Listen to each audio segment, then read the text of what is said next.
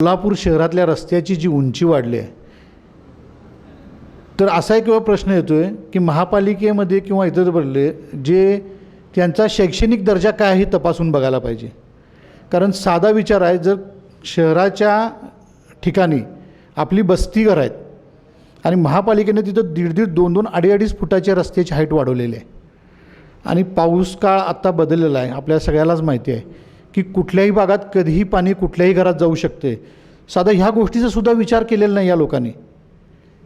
अचानकपणे कुणाच्याही घरात पाणी जातं आहे आणि त्या व्यवसायाचं, त्याच्या घराच्या प्रापंचिक साहित्याचं नुकसान होतं आहे.